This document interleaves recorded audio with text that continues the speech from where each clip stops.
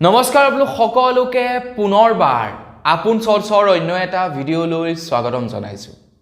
বেংকৰ একাউণ্ট থকা সকলে এতিয়া যাব লগা হ'ব পাৰে 2 বছৰ পৰ্যন্ত জেল। ৰিজাৰ্ভ বেংকৰ ফালৰ পৰা যি সকলে চেকবুক ব্যৱহাৰ কৰে তেওঁলোকৰ কাৰণে কিছুমান নতুনকৈ নিয়ম জাৰি কৰি দিছে। চেকবুক নিশ্চয় আপোনালোকে চিনি পায়। যি সকলৰ বেংকৰ একাউণ্ট থাকে তেওঁলোকক নিশ্চয় বেংকৰ পৰা চেকবুক দিয়ে। আপুনিও হয়তো কেতিয়াবা নহয় কেতিয়াবা চেকবুক ব্যৱহাৰ কৰি পাইছে চাগে। এতিয়া মহিলা উদ্যমিতা আঁচনিৰ যে লাখপতি বাইদেউৰ সেই 10,000 টকাকৈ দিছে, সেয়াও চেকৰ জৰিয়তে দিছে হিমন্ত বিশ্ব শৰ্মাদেৱে। তো সেই চেক নিশ্চয় আপোনালোকে কেতিয়াবা নহয় কেতিয়াবা ব্যৱহাৰ কৰি পাইছে। তো সেই চেকৰ ওপৰতেই নতুনকৈ জাৰি কৰিছে ৰিজাৰ্ভ বেংকৰ ফালৰ পৰা কিছুমান নিয়ম। আৰু সেই নিয়ম যদি আপোনালোকে নামানে তেনেহ'লে 2 বছৰ পৰ্যন্ত জেলত যাব লগা হ'ব পাৰে। তো আপোনালোক সকলোৰে কাৰণে ৰিজাৰ্ভ বেংকৰ ফালৰ পৰা জাৰি কৰা সেই নিয়মসমূহনো কি মই আজি আপোনালোকক সেই সম্পৰ্কে জনাম। তো মই শ্ৰীপাঞ্জি গগৈ, আপোনালোকে চাই আছে আপোন চৰ্টছ। আহক আৰম্ভ কৰোঁ আজিৰ ভিডিঅ'। বেংকৰ একাউণ্ট থাকিলে বুলিয়েই প্ৰত্যেকে চেক ব্যৱহাৰেই কৰিবই যে লাগিব সেইটো কম্পালচৰি নহয়। বহুতো হয়তো এনেকুৱা আছে যিবিলাক মানুহৰ বেংকৰ একাউণ্ট আছে কিন্তু তাৰ পাছতো তেওঁলোকৰ চেকবুক নাই। চেকবুক হৈছে এনে এটা বস্তু যিটোৰ জৰিয়তে আপোনালোকে কোনো এজন ব্যক্তিক কেছ পইচা নিদিয়াকৈ আপোনালোকে এখিলা কাগজ দি দিব পাৰে, যিখিলা কাগজ নি সেই ব্যক্তিজনে বেংকত জমা দিয়াৰ লগে লগে আপোনাৰ একাউণ্টৰ পৰা সেই ব্যক্তিজনে পইচা উইথড্ৰ কৰি ল'ব পাৰে। এইটো এটা মানে এনেকুৱা প্ৰচেষ্টা যিটোৰ জৰিয়তে কোনো এজন ব্যক্তিৰ সৈতে কেছ লেনদেন নকৰাকৈ অনলাইন মাধ্যমত আপোনালোকে পইচা দিব পাৰে। আপুনি ডাইৰেক্টলি হেণ্ড টু হেণ্ড পইচা দিব নালাগে, কাগজখন দি দিলে হ'ল। মানে চেকবুকৰ কথানো কোনে নাজানে, প্ৰায় সংখ্যক মহিলাই জানে বা প্ৰায় সংখ্যক লোকেই জানে। মুখ্যমন্ত্ৰী ডাঙৰীয়াও এতিয়া যে 10,000 টকাকৈ দিছে সেয়া চেকৰ জৰিয়তে দিছে। এতিয়া চেকৰ লগত জড়িত কিছু নিয়ম সলনি হৈছে, কিছুমান নতুনকৈ নিয়ম ঘোষণা কৰিছে ৰিজাৰ্ভ বেংকে।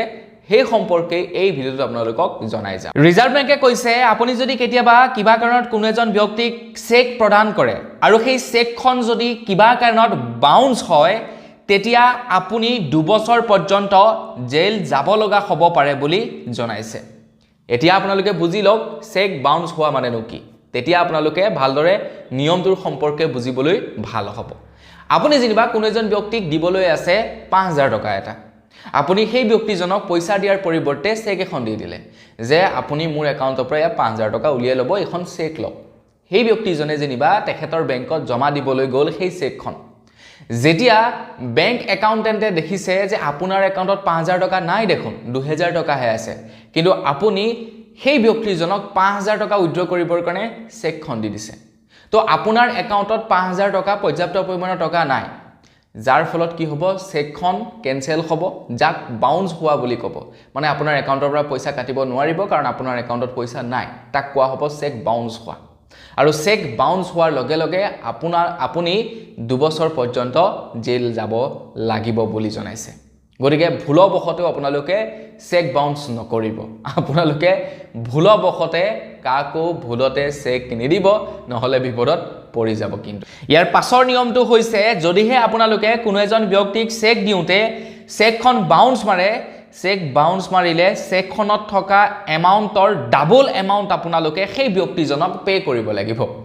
এতিয়া আপুনি যেনিবা পে' কৰিছিলে 1 লাখ টকা, আপোনাৰ চেক বাউন্স মাৰিলে, তো সেই ব্যক্তিজনে যদি আপোনাৰ ওপৰত আইনী ব্যৱস্থা লয় তেতিয়া আপুনি সেই ব্যক্তিজনক 2 লাখ টকা মানে ভৰিব লাগিব, দিব লাগিব। কাৰণ আপুনি সেই ব্যক্তিজনক হাৰাশাস্তিত ভোগালে। ব্যক্তিজনক আপুনি চেক দি দিলে, প্ৰবঞ্চনা আপুনি কৰিলে, এইটো এক প্ৰকাৰৰ প্ৰবঞ্চনা। আৰু সেই প্ৰবঞ্চনা কৰিলে 1 লাখত 2 লাখ টকা ভৰিব লাগিব বুলি জনাইছে ৰিজাৰ্ভ বেংকৰ ফালৰ পৰা। তো চেক বাউন্স কি বস্তু আপোনালোকে বুজি পালে। আৰু চেক বাউন্সৰ লগত জড়িত এই দুটা নিয়ম জাৰি কৰা হৈছে। চেক বাউন্স হোৱাৰ লগে লগে আপোনাৰ একাউণ্টৰ পৰাতো পইচা কাটিব, সেইটো বেলেগ কথা, কিন্তু তাৰ উপৰিও 2 বছৰ পৰ্যন্ত জেলত যাব লগা হ'ব পাৰে। আৰু তাৰ লগতে আপুনি যদি 1 লাখ টকা তেখেতক পে' কৰিছে চেকৰ জৰিয়তে, 2 লাখ টকাৰ আপোনালোকে ফাইন ভৰিব লাগিব। এইটো একদম চিধা নিয়ম জাৰি কৰি দিছে ৰিজাৰ্ভ বেংকে। এই চিষ্টেমটো কিয় বনাইছে জানেনে? কিছুমান এনেকুৱা মহাপ্ৰবঞ্চক থাকে, তেওঁলোকে কি কৰে, কৰবাৰ পৰা কেতিয়াবা কিবা এটা বস্তু ক্ৰয় কৰিবলৈ গৈছে, তাৰ পাছত তেখেতে কি কৰিলে, চেক এখন দি আহিলে, পইচা নাই তেখেতৰ ওচৰত, চেক এখন দি থৈ আহিলে, কিন্তু তেখেতৰ একাউণ্টতো পইচা নাই। তাৰপিছত যেতিয়া নেকি সেই মানুহজনে বেংকত জমা দিবলৈ যাব চেকখন, দেখিব চেকখন বাউন্স মাৰিছে। এই মানুহজন হাৰাশাস্তিত ভুগি থাক আকৌ দাদা আপোনাৰ চেকখন বাউন্স মাৰিলে কি হ'ল কি নহ'ল পইচা জমা কৰক এনেকুৱা ধেৰ মানে খেলি মেলি তো এই সমস্যাবিলাক যাতে নহওক মানুহক যাতে ঠগ প্ৰবঞ্চনা নকৰক চেকৰ জৰিয়তে তো তাৰ কাৰণে এই দুটা নিয়ম জাৰি কৰিছে তো নিয়ম দুটা জানি কেনে লাগিলে আপোনালোকৰ কমেণ্ট ছেকশ্যনত জনাব যদি ভাল লাগিলে লাইক এটা কৰি যাব চেনেলটো ছাবস্ক্ৰাইব কৰা নাই ছাবস্ক্ৰাইবটো কৰি ল'ব পুনৰ এবাৰ লগ পোৱাৰ সাজলি বিদায় মাগিছোঁ ধন্যবাদ জয় অসম